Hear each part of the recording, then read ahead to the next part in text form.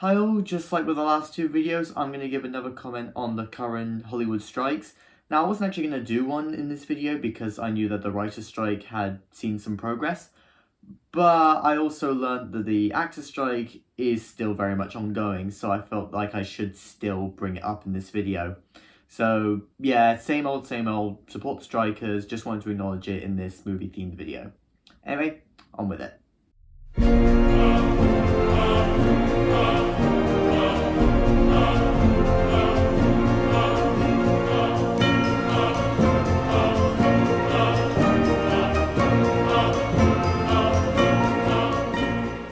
I am very much not a fan of some of the latter months in the year, with September and November especially being two of my least favourites.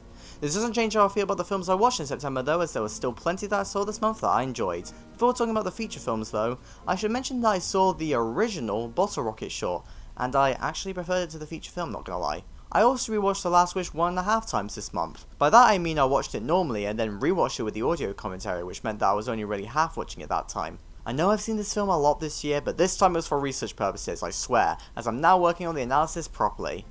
It's gonna be a long one, trust me. Anyway, as for the feature films included in this ranking, I saw a bit less than usual with 12 films. Either way, these films were Roman Holiday, Rambo III, Weekend at Bernie's, When Harry Met Sally, Hot Shots Part Deux, The Royal Tenenbaums, Sweet 16, The Life Aquatic with Steve Zissou, this film with the inconsistent title, Monsters vs Aliens, Fish Tank, and The Grand Budapest Hotel.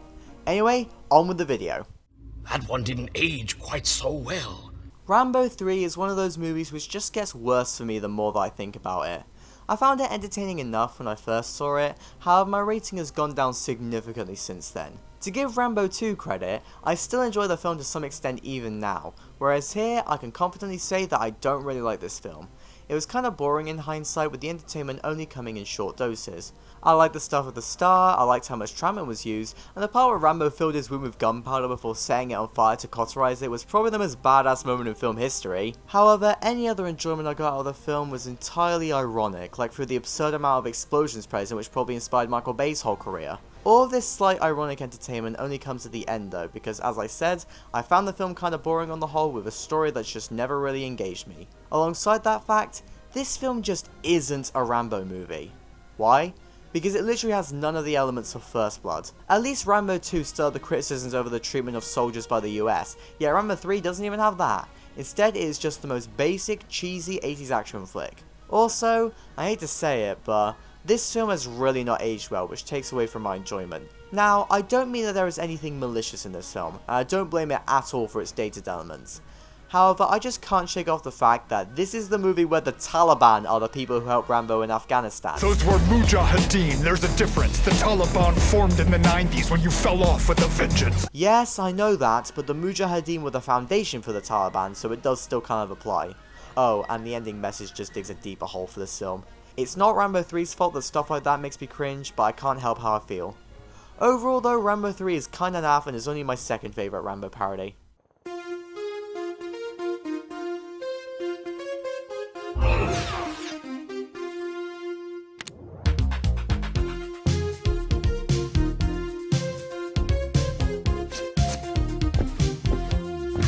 You know, it's quite nice to go back to a nostalgic movie which a lot of people hate, only to realise that it's not as bad as everyone says. I mean, don't get me wrong, Monsters vs Aliens isn't a particularly great film, but come on guys, it's not on the same level as Shark Tale. Instead, it's probably one of the most mid DreamWorks movies, however it does have some of the most epic meme moments in film history. I mean, can we all agree that every scene with the president is just legendary? The piano solo is obviously iconic, but the nuclear weapons scene is also absolutely class and has aged surprisingly well. This is due to the fact that Trump apparently had a coffee button that looked like the nuclear weapons button. This movie came out in 2009, may I remind you. Anyway, as for the rest of the film, it's fine as I said. It's a bit of a simple, generic kids monster movie, but like I said, I don't think it's awful. It has some decent jokes, a decent plot, and decent main characters. I felt this movie would be so much worse if the characters were annoying, but I honestly didn't mind them. Not even Seth Rogen was awful. In fact, he actually had a few funny moments. However, I honestly just don't really have much to say about this film. It just kind of exists, and I have no strong feelings to it, whether it's positive or negative.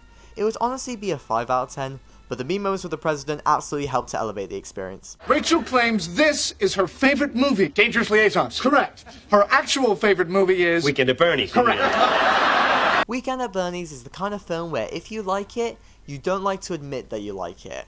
I mean, I like it, but I also can't deny that it's definitely a morbid premise for a film. That's what happens when you have a comedy revolved around puppeteering a dead body to make him look like he's alive. However, come on, some of the jokes of Dead Bernie are just genius. The stuff of his assassin and the stuff on the boat is just class. However, whilst I do enjoy this film, I don't think it has much else going for it outside of the main plot with Dead Bernie. The pacing is really bad as it takes forever to get going. I honestly couldn't care less about the romance plot with Gwen, and overall started to become unengaged anytime the focus wasn't on Bernie. However, the comedy does still land for me a good chunk of the time. The idea is certainly unique, and the fact that no one notices that Bernie is dead is a surprisingly profound commentary on society. Overall though, the Fawlty Towers episode with the dead body was way better. I'm on a boat! I'm on a boat! Everybody look at me, cause I'm sailing on a boat! I'm not entirely sure how I feel about The Life Aquatic. On the one hand, I certainly enjoyed the film quite a bit. On the other hand, I didn't entirely get it and it's one of my lesser favourite Wes Anderson movies, although it's absolutely not as bad as some people say. I think that the main problem I had with the film was that I found myself feeling slightly disconnected. This is due to the quirkiness of the whole thing. Whilst it is far from Wes's most stylised film, it certainly has a lot of funky elements like a unique set and weird characters. Whilst the set was really nice, I'll be honest and say that I did get a little bit bored of it after a while, as 90% of the film takes place here and it started to feel a bit visually repetitive after an hour spent on it. Alongside that, I didn't really connect with some of the main characters like Ned or Jane. However, the biggest problem with the film was the pace. Why the hell was this 2 hours long? It would have been fine at 90 minutes. However, in spite of my flaws, I still had a fun time. There are entertaining elements like the dolphins, the Portuguese David Bowie covers, and Willem Dafoe in his bad but charming German accent. Plus, I found the titular Steve Zissou to be a really interesting protagonist. He's essentially a depressed old man who's left wondering why he isn't what he used to be like. He's famous for his oceanography, but he's not as famous as he used to be. We see how vulnerable he has now become, and I just thought it was brilliant. Oh, and the very end of the film with the jaguar shark was just phenomenal. Overall, I enjoyed The Life Aquatic quite a bit, but I didn't adore it, although I can see it growing on me over time. Oh yeah, and rest in peace Michael Gambon. So much blood! So much blood! It's paint, Jim! So much pain! The Rambo movies have the dumbest naming system out of any franchise I've ever seen. We start off with First Blood before moving on to the horribly clunky sounding Rambo First Blood Part 2. Then after that, the First Blood was dropped altogether in favour of just Rambo 3, even though there was technically never even a Rambo 1. And then the fourth installment isn't called Rambo 4, and is instead just called Rambo, although the movie calls itself John Rambo. And then it all ends with Rambo Last Blood, which is actually a good title all things considered. Everybody got that?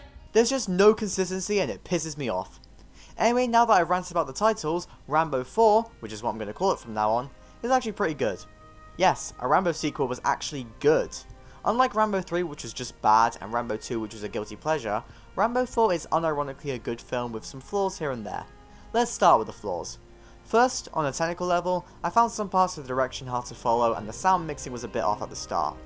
Next, whilst it was great to see Julie Benz in this movie because she was great in Dexter, I'm annoyed that she was given literally nothing to do. All she did was get kidnapped and cower at the end. Another problem I had was with the over-the-top nature of the film. Whilst being over-the-top is now, sadly, a part of Rambo's identity, I have a bigger issue with it here because the story is a lot more serious and dark, which means that some of the more, shall we say, entertaining moments like the bomb scene can clash with the gritty tone. And finally, the film was not the right length. Unlike every other film where I complain about the length, Rambo 4 was actually too short. By the time it wrapped up, all I thought was, is that it? And was a little disappointed to be honest. Anyway, as for the positives, I have to give major props to this film for being the first Rambo film since First Blood to actually feel like a true Rambo movie. It's dark, it's melancholy, and Rambo is a pessimist who hates the world. It really feels in character. The story is so much more serious in spite of the odd entertaining moment, and the film as a whole is pretty nasty and extremely violent.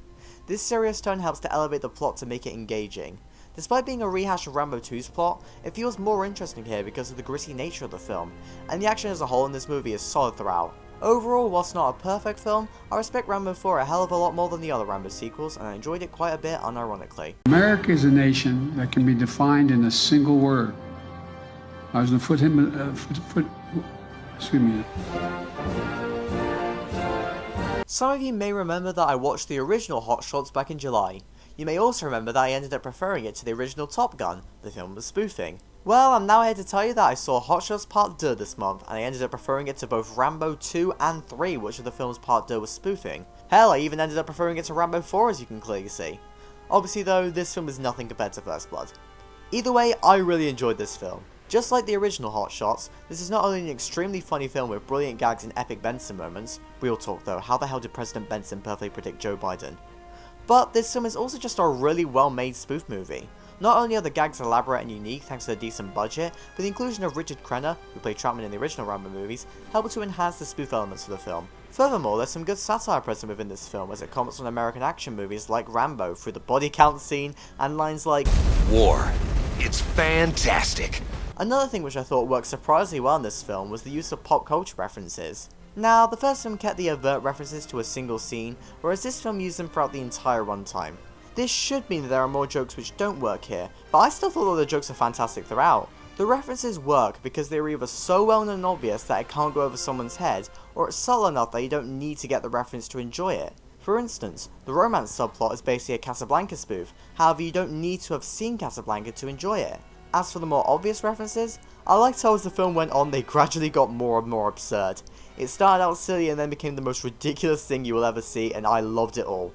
Overall, I love this film. It's not the greatest thing ever, which is why its rating is what it is, however I still had so much fun with it. I even slightly preferred this film to the original Hot Shots because I found it ever so slightly funnier. Ach, de lachos loom and I the gloom and I's authority. What are you saying? Sweet 16 is quite possibly the most aggressively Scottish film I have ever seen. I'm honestly proud of myself for watching without any subtitles, although to be fair I have an advantage due to being half Scottish, so I've been exposed to family members with thick accents. In saying that though, it was still a struggle to understand what was being said, and I would recommend watching this film with subtitles, especially if English isn't your first language. Anyway, as for the film itself, it was very strong. It's quite a simple movie overall due to being a slice of life tale about working class Scotland, but it was intriguing nonetheless whilst also being quite bleak at the same time. It has some good characters, especially Liam, our protagonist, who I thought was really compelling and very sympathetic. Yes, he does some morally questionable things, but you understand him nonetheless because we see how much he's been dealt a bad hand in life, and we just want to see things get better for him. A general rule of thumb with slice of life indie films like this is if the main character is poorly written, the film is bad, so it's good that Liam is brilliant. I will be honest and say that I didn't love this film though, and the main reason why is because I've never really connected with kitchen sink dramas, aside from the one in the Goes Wrong show. I appreciate them no doubt, but I'm never usually that engaged by them. Still, Sweet 16 was a very good film which one of you may get more out of than me. Please enjoy this sub-piece, a kitchen sink drama. In a similar vein to Sweet 16, Fish Tank is another British slice of life kitchen sink drama which I appreciated but didn't love entirely because these kinds of films don't engage me that much. You may be wondering why I watched both of these films if I knew they wouldn't be my kind of thing. Well, you see, I watched them both for my film studies class. Some of you may remember that I was going to be studying Shaun of the Dead and Trainspotting. Well, not anymore. They've been replaced by Sweet 16 and Fish Tank. No, I'm not actually salty. Yes, two of my favourite films were replaced by two films I didn't entirely connect with, but at the end of the day, I do understand the change. Anyway, as for Fish Tank itself as a film, I would say that I only slightly preferred it to Sweet 16. I don't think that the characters are as strong here as Mia is a lot less sympathetic than Liam, but that's made up for by a more interesting story which felt a bit more focused to me, and fantastic cinematography. I don't know what it is, but 4x3 just looks so good and it works so well here because it reflects the claustrophobic feel of Mia's working class accommodation. Oh, and this movie also has some good music, most notably Get Up Off With That Thing, which also appears in the cinematic masterpiece Robots. Overall, I thought Fish Tank was very good and it was certainly less bleak than Sweet 16, but once again I think one of you might get more out of it than me. I guess it must be because we love you. I just want to preface this segment by saying that I hate romantic comedies. I find a lot of them annoying and cliche. It's very rare that there will be a rom-com which works for me. Now that being said, When Harry Met Sally absolutely worked for me and I loved it. I was very surprised by how much I enjoyed this film, but I think there are some clear reasons as to why this worked for me when compared to other rom-coms. First of all, this film is actually funny. There are many hilarious moments throughout which left me laughing out loud. That fake orgasm scene is iconic for a reason as it is just legendary. However, the main reason for why I love this film is because of its more realistic depiction of a romance blossoming. This film doesn't follow the traditional plot beats of man meeting woman, falling in love, and going on crazy misadventures. Instead, it shows a gradual build-up between Harry and Sally's romance, We first see the pair as acquaintances who kinda hate each other, before developing into friends over the course of 10 years. This slow build-up allows us to believe their friendly connection before it evolves into something a bit more than friendship, and makes their official moment of getting together by the end all the more satisfying. You know inside that the two will be fine in the future, because they've had this bond beforehand, and a large passage of time really helps to emphasize that fact. It's overall just a brilliant deconstruction of relationships, and makes this film really unique in comparison to so many other romance stories. What else is great? The characters are all likeable and memorable, the interview segments spliced in between were really unique and helped this film to stand out above other romances even more, and overall it's just a blast to watch. Go and give this a watch even if you like me and dislike rom-coms. Trust me, this one is actually worth checking out. The Royal Tenenbaums is just the perfect rebuttal to anyone who says that Wes Anderson can't do emotion. Seriously, that scene messed me up for a good 15 minutes after seeing it. In general, the family drama present at the heart of this film was really compelling. All of the Tenenbaum children were compelling in their own ways, whether it was Chassie's overprotective nature, Margot's secrecy and relationship problems, and Richie's... well, I've already talked about Richie.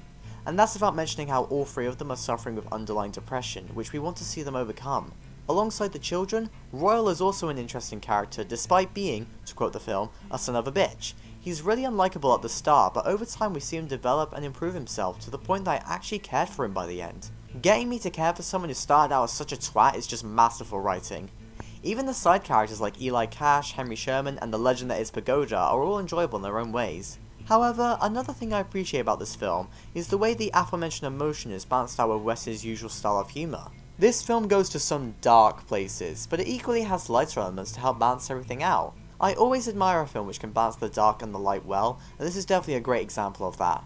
Overall, I loved the Royal Tenenbaums. The characters were incredibly strong, the emotion hit hard, the story was compelling, and the direction was obviously brilliant. Maybe the pacing could have been a bit tighter, but apart from that, it was fantastic. Oh, I'm a princess. Excuse me, I read that wrong. I'm a dunce. In a similar vein to When Harry Met Sally earlier, Roman Holiday is another rom-com that I actually enjoyed quite a lot and has absolutely become a new comfort film of mine because it was just so warm and pleasant and it left me grinning from ear to ear. I think the best word to describe this film is sweet. It's a sweet story with an endearing romance at the heart of it between Anne and Bradley. The pair of them have great chemistry with many scenes between them which stick in my mind purely for how heartwarming and funny they were, like the Vespa scene or the statue scene. In fact, as a whole, this film is just hilarious. However, another reason for why the relationship works is because the characters on their own are brilliant. Anne is really fun, but she is equally sympathetic because we see how controlling her life as a princess really is, which makes us just want to see her break out and enjoy herself for once. Also, Audrey Hepburn is a treasure. However, Bradley is also great, and he has a brilliant character arc where he puts aside his journalistic duties in favour of caring for Anne as a woman, rather than as a princess. What helps to make Bradley endearing though is the fact that he's enjoyable to watch because he genuinely seems like a nice guy. He's not creepy or pervy or anything like that, and only met Anne because he was trying to help her out when he thought she was drunk and didn't know her way back home. He never acted malicious once. If you couldn't tell, this film is aged beautifully. However, on the topic of the relationship, I also love the imperfect ending present in this film. It's more realistic and quite sad, but it equally doesn't take away from how nice the film was whilst it lasted. What else is great about this film? Well, the photographer is a legend, and I loved the Italian location filming. I'm a bit of a sucker for nice location filming, whether it's Death in Paradise or Jean de Florette, so naturally I love this film. In fact, this film kind of re-sparked my love for the country of Italy as a whole. Overall, Roman Holiday was just fantastic, and I cannot recommend it enough. It's a classic rom-com for the ages with hilarious moments, brilliant characters, and an endearing romance. I will absolutely be coming back to this film if I ever want to smile. Yeah, it wasn't quite my number one. The princess is now a permanent guest at one of my 7 Cooper hotels. Okay, so you know how for a lot of the number one films in these lists, I go on for minutes on end about how much the films either impacted me personally, or, in the case of August, I spent my time explaining in detail why it's one of the best movies ever made. Well, I'm gonna be honest here, I don't actually have as much of a passionate reaction to the Grand Budapest Hotel. It doesn't move me in a personal or emotional way, and it's not one of my top 10 favourite films of all time. Instead, this film is at the top of this list because it's one of the most entertaining, consistently engaging, and gorgeous looking films I have ever seen, and I just adored every second of it, and I can't find any criticisms whatsoever. I'll start by talking about the visuals because that is the most obvious aspect of the film. Now, I've complimented the visuals in pretty much every Wes Anderson film I've talked about because I really do love his style and direction, as well as Yao Man's cinematography. However, the Grand Budapest Hotel just takes all of these elements and dials it up to 11 to make, what I consider to be, his best looking film. It's incredibly unique from any other film due to having this almost artificial aesthetic that still works because it's so easy to get sucked into due to the charm of the whole thing. This is especially helped by the model work and matte paintings, which are fantastic. Alongside that, the usual aspects of Wes's direction, like the symmetry, works especially well here alongside the more unique and charming sets. And finally, I love the aspect ratio. Yeah, I'm being serious. Just like Fish Tank, this film mostly uses a 4:3 aspect ratio, and that somehow just elevates the cinematography and makes it look gorgeous. Unlike Fish Tank though, where I figured out the thematic reason for the aspect ratio, I can't actually figure out why it works so well here. It just does. The only thing that I can think of is that it reflects the 1930s time period and works well alongside the 60s scenes which use widescreen. Now, with all these fantastic visuals, someone may ask why I didn't like the French Dispatch that much despite looking quite similar. Well, one reason why is because the presentation of that film was annoyingly inconsistent, as it couldn't decide whether it wanted to be in black and white or not, or what aspect ratio it wanted to be, whereas here it's actually consistent. However, the bigger reason is the fact that I couldn't engage with the French Dispatch due to the anthology nature of the film, which led to a lack of any real narrative. Yet here, there's a singular compelling narrative that keeps me engaged throughout. It seems simple on the surface as it mostly just revolves around the murder and the theft of the painting, yet there's a lot more layers to it and it can get quite complex at points. However, its complexity never feels daunting and is always accessible and intriguing. Alongside that, there are just too many memorable scenes within the film to count, from the prison escape to the ski chase to the shootout. It all provides so much variety and each scene is compelling in their own right. And if you add on the wicked sense of humour to the consistently engaging story, you've got a movie which is just pure fun in every sense of the word. I think this is the main reason for why I love the film so much. It is just one of the most entertaining movies I have ever seen, and I honestly could have watched for an additional 10 hours. That's high praise and just shows how engrossed I was in the world. Not to mention, the characters were all brilliant and incredibly memorable. Gustav is an incredibly endearing protagonist and Ralph Fiennes absolutely kills it. Zero is also a joy to watch and he's honestly one of my favourite sidekick characters I have ever seen. I don't really know why I loved him so much, but I just did. And all of the extra characters are brilliant and entertaining, and this is especially helped by all of the actors who played them, like Ed Norton, Adrian Brody, and Jeff Goldblum amongst others. The standout was absolutely Willem Dafoe though. He had no right to be as intimidating as he was. Overall, there is just so much to love about the Grand Budapest Hotel, and you are seriously missing out if you haven't seen it. It's hilarious and ridiculously entertaining with an engaging story at the forefront, but is also visually stunning with brilliant characters. I'd argue that this is one of Wes's most accessible films, which anyone can enjoy, which probably explains why it's his most acclaimed film. All things considered though, I do slightly prefer Fantastic Mr. Fox, although I can see this fact changing in the future. Either way, this was easily the best of this month, and I could watch it again and again and again.